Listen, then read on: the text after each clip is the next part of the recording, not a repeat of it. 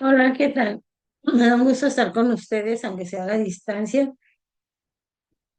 Por cuestiones de causa de fuerza mayor, pues tuve que grabar la clase, pero vamos a continuar con nuestros contenidos, no nos vamos a detener. Bendito sea Dios, esto no pasa a mayores, es algo nada más así como raro. A pesar del maquillaje, lo morado se sigue viendo, así que tuve un pequeño accidente vehicular, pero miren. Aquí estamos completos y seguimos en clases, ¿sale? Entonces vamos a continuar con lo que estábamos viendo, en donde nos quedamos. Tenemos dos documentos para esta clase que todavía no se acaba, que era la de planear y evaluar. Vimos de manera general lo que era planear en un documento que, si bien no es un documento actualizado, sí es un documento ahorita que de alguna forma nos está apoyando en la parte de lo que es en sí planear, ¿verdad? Dentro del mismo proceso educativo. Las planeaciones han cambiado en cuanto a su estructura, porque recuerden ustedes que pues ahorita ya lo hacemos supuestamente sin ningún eh, formato, sin ninguna restricción, ya es libre el maestro de hacer la planeación que él crea que se adapta mejor a sus alumnos. Sin embargo, en muchas instituciones todavía no han entendido eso de manera clara y siguen todavía con sus formatos establecidos. Igual la planeación de alguna forma ha cambiado. Ahorita vamos a ver el último acuerdo de planeación que hay. Pero también en cuanto a su forma o su formato, se ha establecido como parte del proceso, no como una situación final. Entonces, en ese proceso, nosotros tenemos que identificar los logros y las dificultades de nuestros alumnos al principio. Tenemos que revisar cuáles son sus barreras para entonces nosotros tener un mejor desempeño con cada alumno.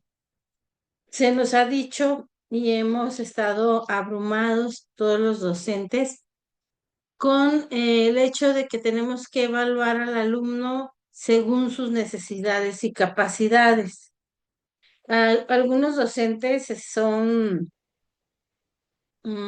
pues se conflictúan en cuanto a que los avances los quieren ver como antes, o sea, avances parejos, todos al mismo ritmo, todos en el mismo nivel, y a partir de ese mismo nivel, entonces ya emiten un juicio o un número.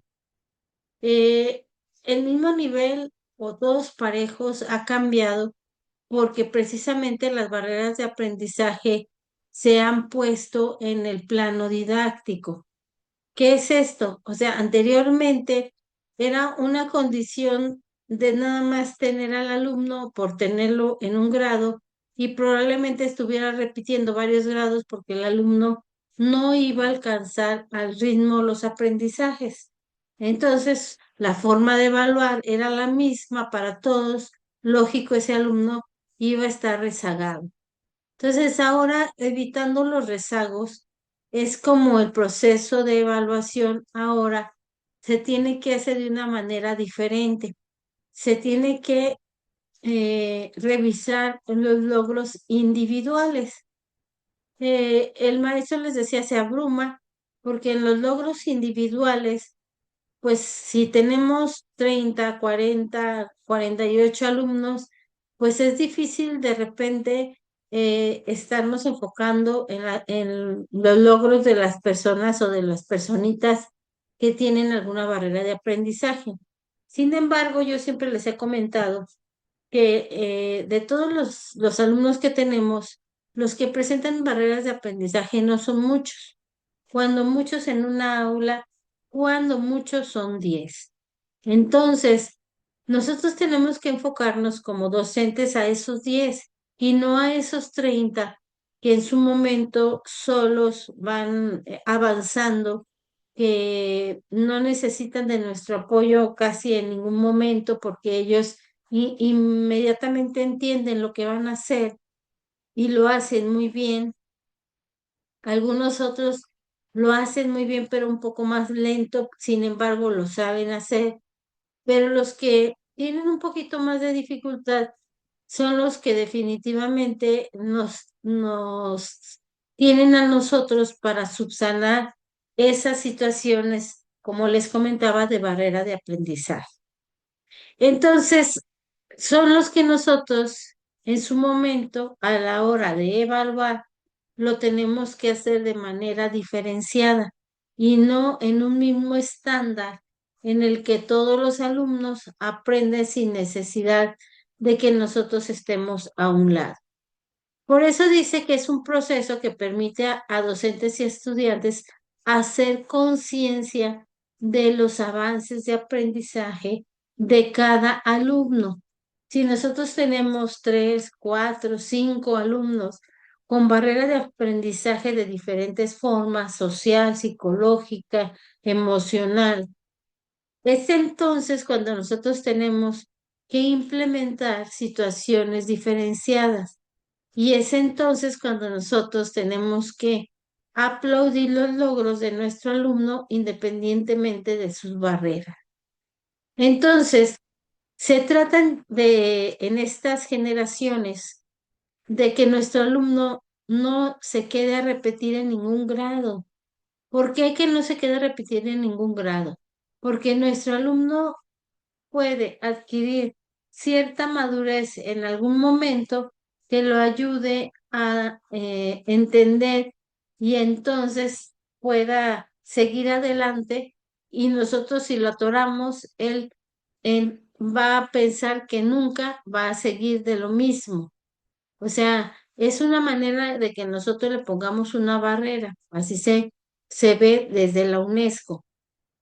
Entonces, si ustedes se fijan, en el nivel en otros países, en lo que le llaman high school, nunca hay un reprobado. O sea, ¿por qué?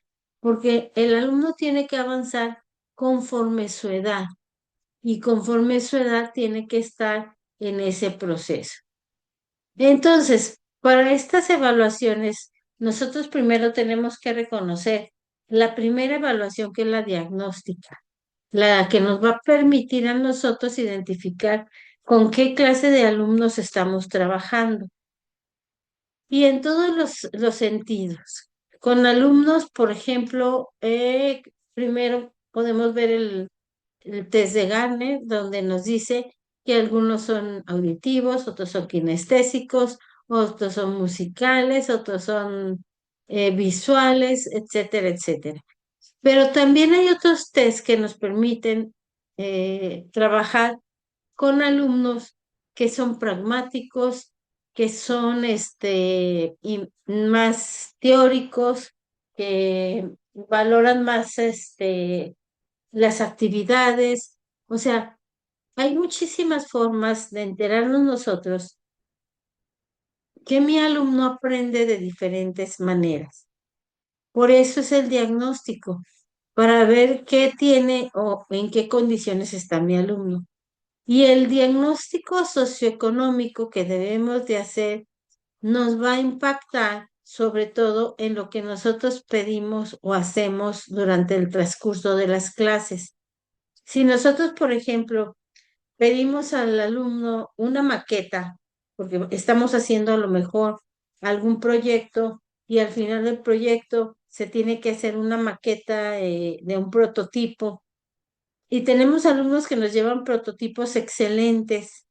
O sea, probablemente son alumnos que pudieron comprar ciertos materiales para ese prototipo excelente, para esa maqueta excelente, o que su mamá o su papá les pudieron apoyar para poder lograrlo. En cambio, hay alumnos que nos lo llevan muy diferente, a lo mejor hasta en un pedazo de caja de cartón. Ellos emplean muchas cosas de la naturaleza o recicladas para poderlo hacer y entonces se hace la diferencia no precisamente en las características del trabajo, sino en el esfuerzo que hizo el alumno. Entonces, cuando nosotros vemos nuestros alumnos de dónde vienen, quiénes son, eh, que trabajan sus papás los dos todo el día, que normalmente la abuelita es la que los está acompañando en ese cuestionario socioeconómico que nosotros hacemos, en que no tienen internet, en que vamos a ver, por ejemplo, que el 80% tiene teléfono celular propio, aunque esté en primaria, pero otro 20% no. Entonces ya sabemos qué características tiene nuestro grupo. Eso es lo principal. Entonces, cuando nosotros tenemos esas características, nos sirven para que dentro de nuestra planeación tomemos en cuenta esos alumnos que sabemos y conocemos que tienen menos recursos que otros, pero que también les gusta cumplir, que no les pueden comprar, no les van a comprar. Hay inclusive alumnos que se frustran dentro de la escuela porque ellos nunca llevan materiales y no porque ellos no quieran, sino porque los papás no se los compran, no se los pueden comprar, simplemente no los ven ellos a los papás, porque cuando llegan los papás ellos ya están dormidos porque los papás llegan de trabajar. Entonces hay esas situaciones que debemos de tomar en cuenta nosotros y apoyar a esos alumnos que definitivamente, como les comento, son parte de barreras que tienen también dentro de nuestro salón de clase. Después de evaluar de esa manera a nuestros alumnos, tanto en el proceso de aprendizaje, sus características esenciales, de cómo aprende, de cómo vive o en qué condiciones vive. Luego sigue la evaluación en el proceso.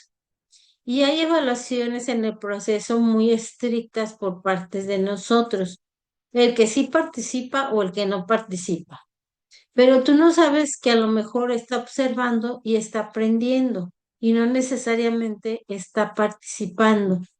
Hay niños que aprenden muchísimo nomás, nada más con ver a los demás lo que están escribiendo, lo que están haciendo. Están leyendo lo que está escribiendo el otro y están aprendiendo. Y nosotros no nos damos cuenta, simplemente nos damos cuenta de que no está haciendo, de que no se está moviendo y de que nada más está observando. Entonces, veamos también y valoremos esa parte en el proceso. Luego también valoremos cuáles son sus estrategias para poder aprender. Aquí hay un proceso muy importante en la evaluación. Nosotros tenemos un proceso que es el proceso de enseñanza, pero el proceso de aprendizaje es de cada alumno. Cada alumno adopta las cosas como puede aprenderlas. A lo mejor las aprende copiando de su compañero, a lo mejor las aprende preguntándole al compañero, no las aprende de ti porque no las alcanza a captar como tú las estás diciendo. O sea, hay muchísimas formas en las que el alumno puede avanzar. Aquí es como comprobamos nosotros que de veras está dentro de la jugada de lo que se está aprendiendo. Eso es lo que tenemos nosotros que pensar y que reconocer. Y por último, una evaluación final que siempre tiene que ser y que nunca se va a mover porque inclusive la misma sociedad está acostumbrada a una evaluación sumativa, a un número, ¿verdad? El número para los papás cuenta mucho. Y esa costumbre del número pues es la costumbre que también los maestros de repente puede ser un número justo o un número castigador, dependiendo de cómo veamos a nuestro alumno. Esa parte cuantitativa es la que en su momento nada más dice con el número qué resultado tuvo, pero no dice exactamente qué tanto aprendió en ocasiones porque como son tantos, no podemos nosotros enfocarnos en realmente platicar con los alumnos y saber qué tanto aprendieron en el transcurso de la clase. Hay alumnos que se ha comprobado que hacen trabajos extraordinarios, trabajos bonitos, excelentes. Y cuando les preguntamos qué aprendieron al final, es más, una hoja libre. Escríbanme lo que aprendieron durante toda la clase. No saben qué poner porque no se acuerdan. Se acuerdan que hicieron un trabajo muy bonito y que le pusieron márgenes y que le pusieron colores, pero no se acuerdan cuál era a lo mejor ni el tema. Entonces, el proceso de evaluación que estamos viviendo ya ahora es un proceso que debe de garantizar que nosotros nos demos cuenta que ha aprendido el alumno, no es que ha hecho el alumno, ¿sí? Esa es la gran diferencia de este proceso de aprendizaje en donde nuestro alumno tiene la última palabra para decirnos qué aprendió. En preescolar es común que siempre las evaluaciones sean cualitativas, pero dentro de un proceso de desarrollo del mismo niño. Por ejemplo, en sus evaluaciones, ellos siempre plasman qué tanto aprendió a hacer algo, qué tanto avanzó en alguna situación de aprendizaje. Fíjense que preescolar no sufre de la nueva escuela mexicana porque ellos estaban acostumbrados tanto a trabajar por proyectos como para hacer una evaluación cualitativa de los alumnos y una evaluación que contempla todos los aspectos del alumno. Entonces, en esa evaluación se sabe cómo ha avanzado el alumno en su madurez y en su aprendizaje, en la evaluación que hace preescolar. Entonces, prácticamente, si nosotros dijéramos que hay alguien que nos pudiera enseñar sobre trabajar en proyectos y evaluación, es preescolar, porque ellos siempre han trabajado de esa forma. Dentro de la primaria, sí es necesario tener en cuenta esos tres procesos de evaluación y también estas tres clases de evaluación, ¿sí? Que es la heteroevaluación que hace el alumno, la coevaluación que hacen los mismos alumnos unos a otros y la autoevaluación que hace el alumno para conocer qué tanto aprendió en su momento. Esa autoevaluación debe de hacerse, yo creo que cada que se termina un proyecto o un tema, para que el alumno sepa que de veras va aprendiendo, porque resulta que los alumnos en los diferentes niveles no saben qué han aprendido. Ellos piensan que van a la escuela a hacer cosas y se regresan. Van a la escuela, hacen cosas y se regresan, pero ni siquiera se dan cuenta de lo que han avanzado de primero a tercero, vamos a ponerle así, en donde ya se expresan diferente, conocen cosas diferentes y donde verdaderamente pueden ellos valorar cuál ha sido su aprendizaje, ¿sí? Entonces ahí encontraríamos la metacognición de la que hablamos ahora en la escuela, en la nueva escuela mexicana. Dice, aquí hay unas preguntas que debemos de contemplar en este proceso de evaluación. Cuando nosotros pensemos en algún tema, lo primero que tenemos que pensar es, ¿para qué evaluaré? ¿Qué voy a evaluar? ¿Cómo voy a evaluar? ¿Con qué instrumentos evaluaré? ¿Cuándo se reunirá la información? ¿Cómo analizaré los resultados y de qué modo llevaré a cabo la realimentación o retroalimentación? ¿Cómo se analizan los resultados? Si ustedes, por ejemplo, maestros de primaria, ahorita les dicen a los alumnos, vamos a hacer una prueba de matemáticas y nada más de operaciones básicas. Sumas, restas, multiplicaciones y divisiones. Ustedes ponen en el pizarrón a lo mejor 5 de cada una y a ver, cada quien lo va a hacer solo para ver qué tanto hemos avanzado. No les digan qué tanto estamos atrasados, qué tanto hemos avanzado. Y entonces el alumno empieza a contestar cada una de ellas y ya termina. Cuando ustedes empiezan a calificar, entonces analizan los resultados y entonces se dan cuenta que sus alumnos probablemente estén atrasados en la división. Y ahí entonces retomamos el volver a iniciar cómo se hace una división y retroalimentar el proceso de la división. Entonces, para eso es entonces la evaluación. No es para poner solamente un número. Tú tuviste 5, tú 7, tú 8, tú 9, tú 10 porque las contestaste todas, tú 6 porque no contestaste más que tantas. No, el proceso de evaluación es solamente para ver hasta dónde hemos avanzado, qué nos falta como maestros y cómo podemos retroalimentar a esos alumnos que se quedaron atrás. Si entre esas hojas vemos 3, 4 alumnos que no contestaron bien ninguna operación, entonces tenemos que tomar en cuenta esos 3, 4 alumnos para poder trabajar con ellos de diferente manera.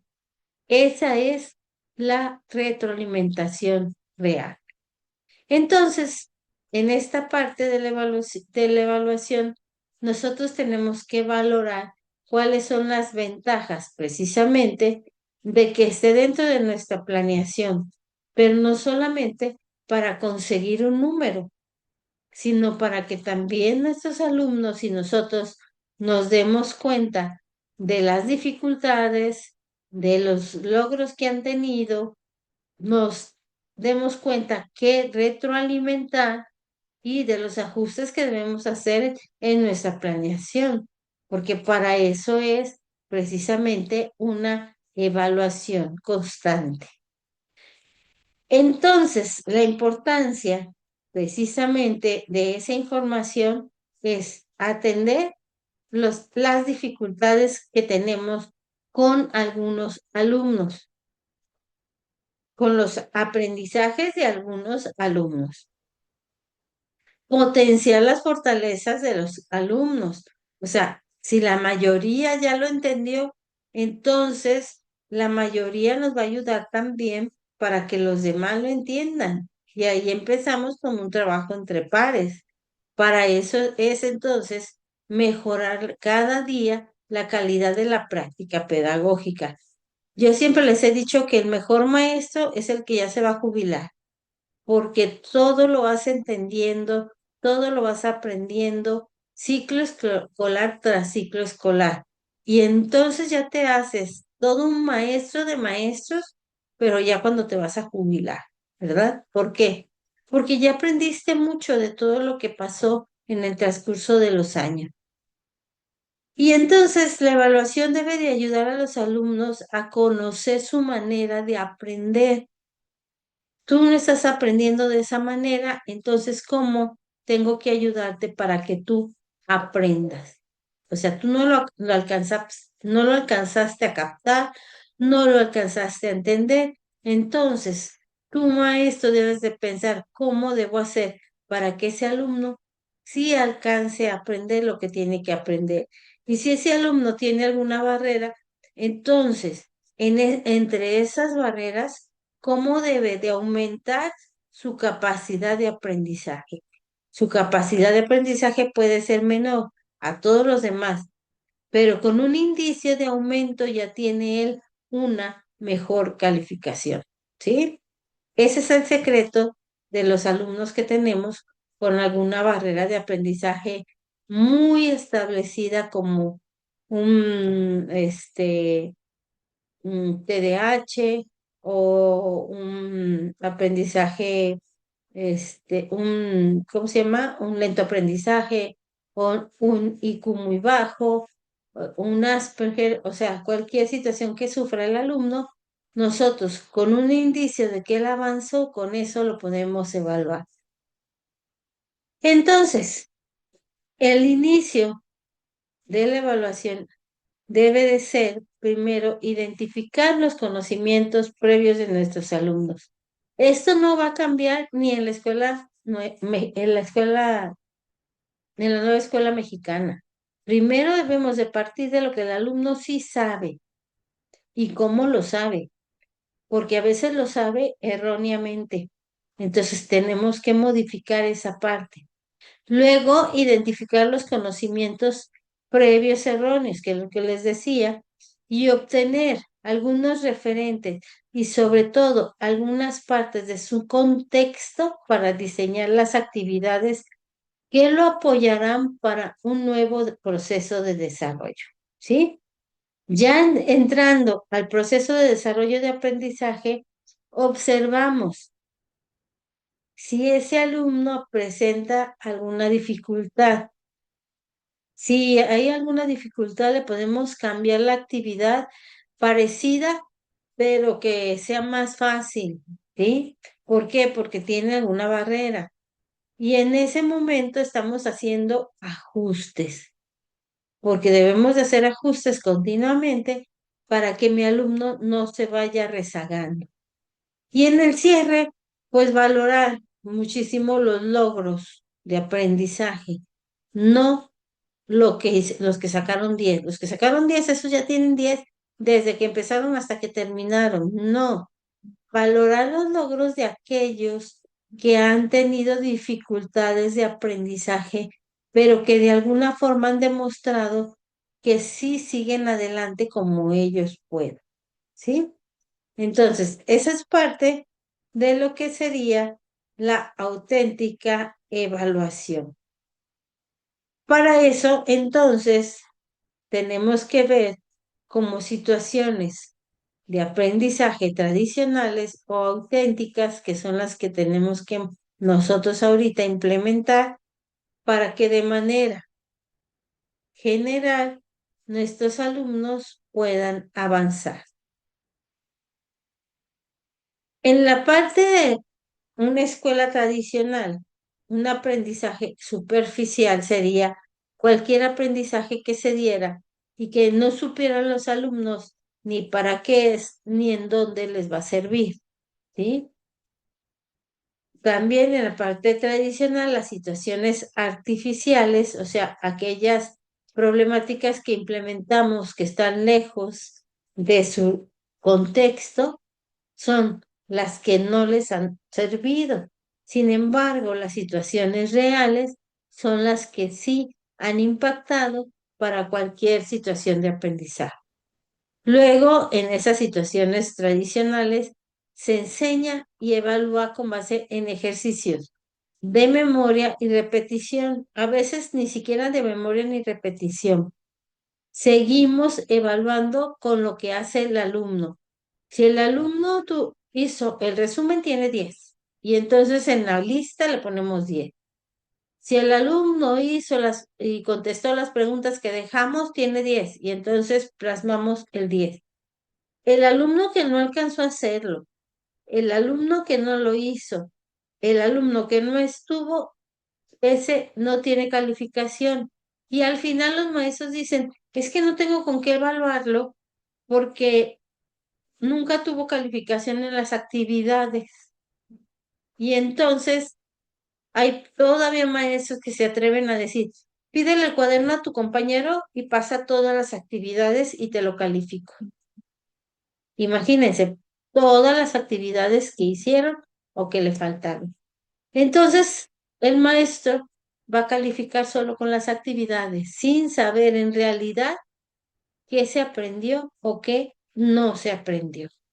Por eso dice que se debe de fomentar la comprensión en situaciones de evaluaciones auténticas, ¿sí?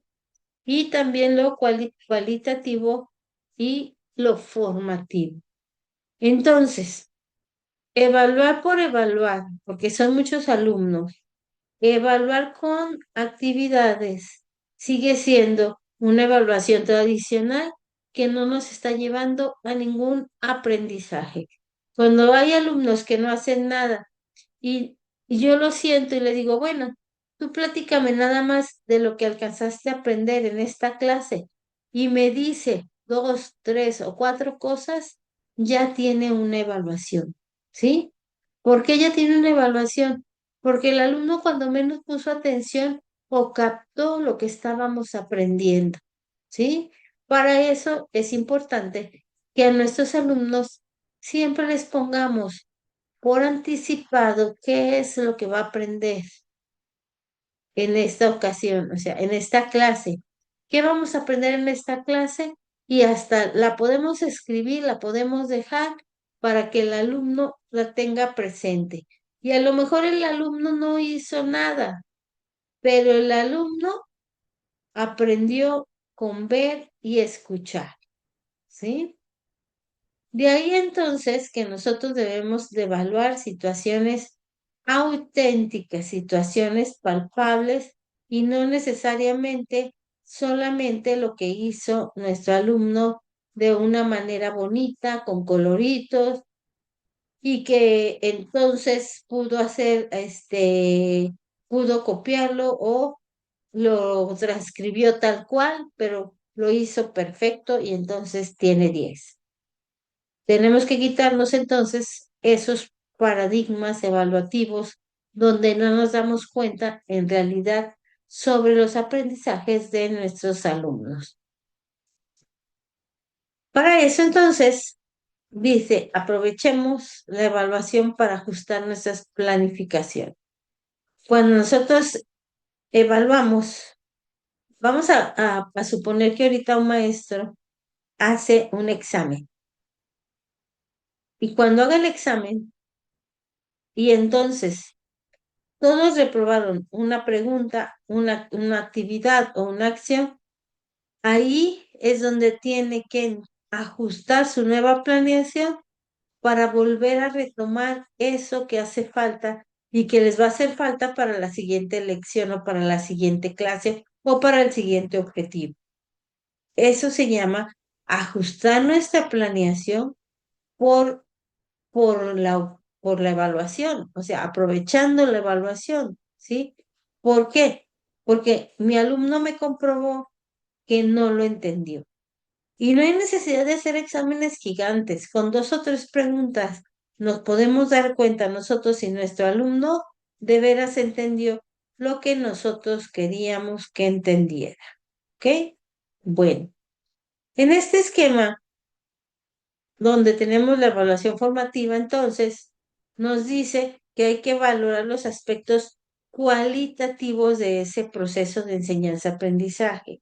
O sea, lo que en realidad aprende mi alumno es un aspecto cualitativo. El cuantitativo es todo el montón de actividades que hace en un cuaderno y luego que queremos que lo haga en un solo cuaderno y luego que queremos que lo haga bien especificado y en orden, que no está mal, porque lo enseñamos a ordenarse, pero también no es un parámetro para establecer un número, ¿sí? Cuando nos damos cuenta de eso, hablábamos entonces de esos ajustes de planeación para entonces crear nuevas formas de aprendizaje, nuevas estrategias para entonces sí cubrir las necesidades que mi alumno me está presentando en ese proceso de evaluación, ¿sí? Ese es entonces lo que nos pide la evaluación. Vamos a ver la planeación y vamos a ver la evaluación según la nueva escuela mexicana.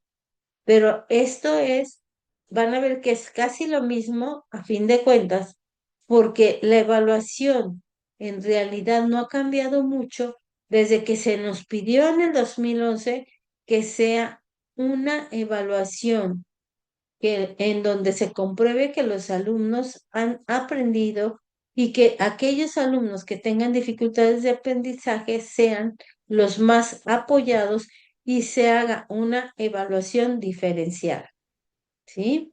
Entonces ahí es donde tenemos nosotros que pensar desde ahorita. Desde aquí, por ejemplo, nos dice las dificultades que enfrentan o los errores que cometen los alumnos, las representaciones que se hacen frente a una tarea y las respuestas que dan a las demandas académicas que se les plantean qué estrategias utilizan. En esas situaciones son en las que nosotros debemos de modificar nuestras ideas que tenemos de las tareas, de los errores y sobre todo de las estrategias que siempre tenemos y que no hemos cambiado desde hace mucho, ¿verdad? Yo sé que algunos maestros jóvenes pueden decir, no, yo siempre busco nuevas estrategias para que comprendan, me doy cuenta que no lo aprendieron y busco otra cosa. Muchos son así, pero algunos otros siguen en las mismas tareas arcaicas donde no les interesa si aprendió o no aprendió el alumno, ¿verdad? Entonces, en ese tenor, pues nosotros tenemos que identificar precisamente esas dificultades y las barreras que yo les decía de aprendizaje que, que tienen nuestros alumnos y que son barreras de muchas índoles. De hecho, hay un libro, se los voy a presentar luego, donde tenemos precisamente esas barreras de aprendizaje. Bueno, ya todo lo demás es contextualizado a ese programa, pero les decía que también les iba a compartir, ah, es las normas y los acuerdos de evaluación de la Secretaría de Educación Pública. El último fue el 27 de septiembre del 23. Hasta ahorita creo que no se ha modificado. O sea, no sé si se modificó en el 25, pero fue mínimo. Este está hecho después de la pandemia. No sé si recuerden que acabábamos de salir de la pandemia y entonces se dieron muchos parámetros de evaluación que tuvimos que cumplir y que aquí estaban, ¿sí? Por ejemplo, uno de ellos aquí nos dice es que no podemos tomar en cuenta las asistencias como parte de una evaluación. O sea, el alumno puede ir una vez a la semana y nosotros tenemos que evaluarlo sin tomar en cuenta esa parte de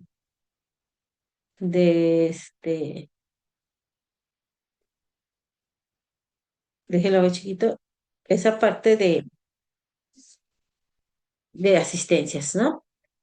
Bueno, y nos habla de los ejes articuladores que se establecen en los programas, de los campos formativos, de las fases de aprendizaje que tenemos, ¿verdad? Desde preescolar, inicial y luego tenemos primarias, primaria de primero y segundo, primaria tercero y cuarto, quinto y sexto y secundaria que se engloba en primero, segundo y tercero, ¿verdad? Aquí más o menos nos hace como parte de los componentes curriculares.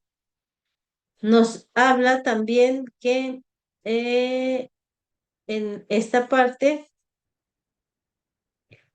la evaluación del aprendizaje para la acreditación es una emisión de un juicio realizado por el personal docente basado en el análisis del conjunto de evidencias de todo el proceso de enseñanza-aprendizaje con el fin de tomar decisiones sobre los mejores modos de continuar un proceso educativo y decidir sobre la promoción de las alumnas y los alumnos al siguiente grado o nivel educativo. ¿Sí? Aquí no nos está restringiendo que lo repruebes o no lo repruebes, pero tú eres el responsable de decidir si avanza o no avanza, ¿verdad?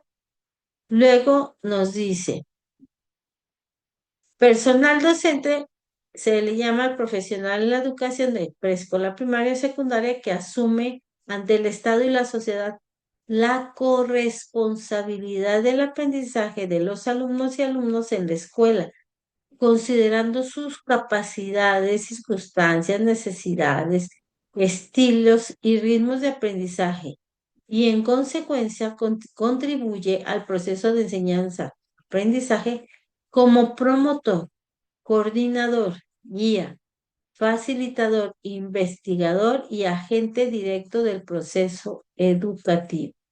Fíjense lo que es el docente, ¿eh? Es promotor, coordinador, guía, facilitador, investigador, agente directo del proceso educativo. Todo eso es el docente, ¿sí? Y luego dice que el personal docente responsable de registro es el que es responsable de registrar las calificaciones. Aquí esos son los pormenores de los conceptos en los que nos tienen a nosotros como docentes y todo lo demás de promoción y de acreditación y todo eso.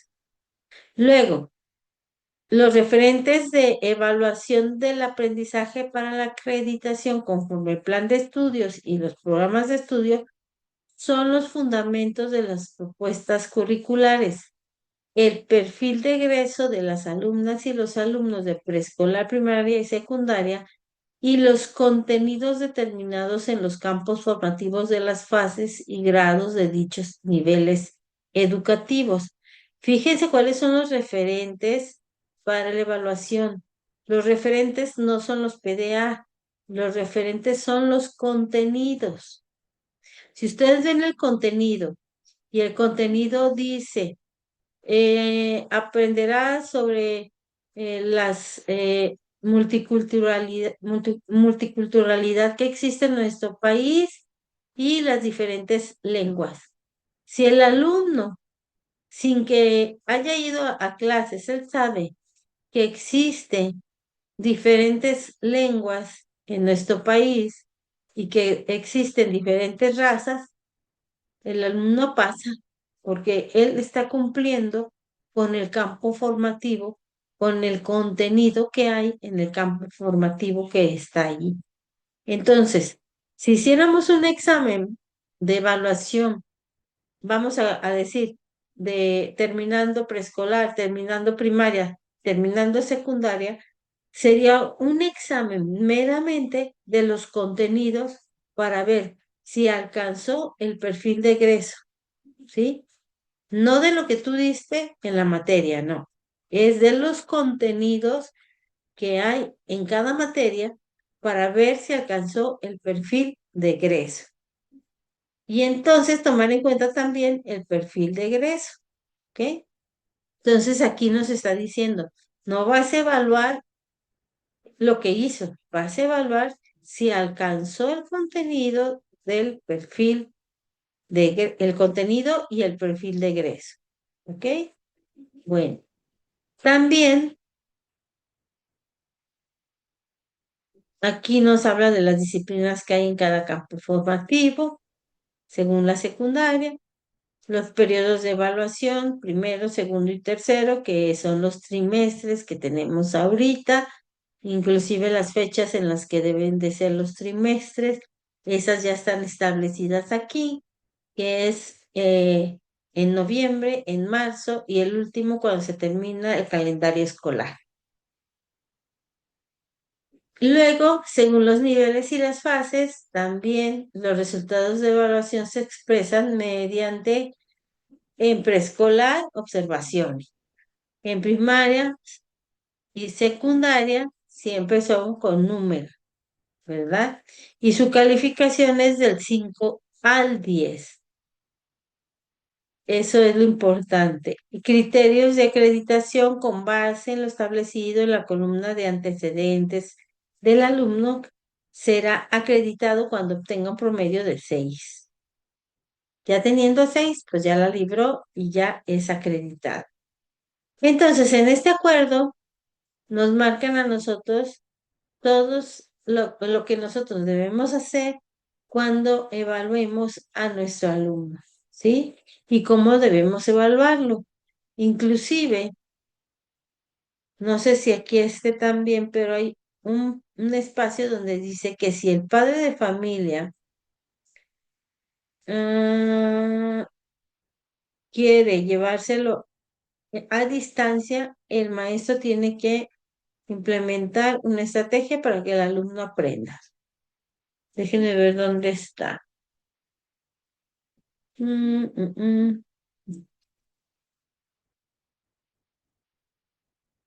Cumplir los propósitos. Mm,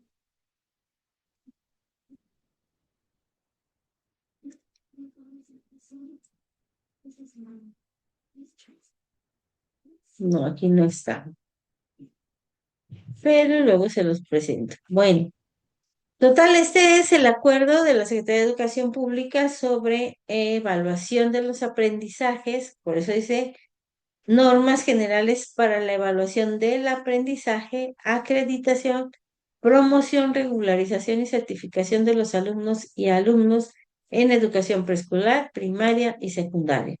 Entonces, todo lo establecido por parte de la Secretaría también es un hecho que se debe de tomar en cuenta para las evaluaciones. Y con eso terminamos entonces el tema de planeación y evaluación para que lo tomen en cuenta y puedan anexarlo en su síntesis. Que tengan muy bonito fin de semana. Nos vemos la siguiente clase. Que descansen.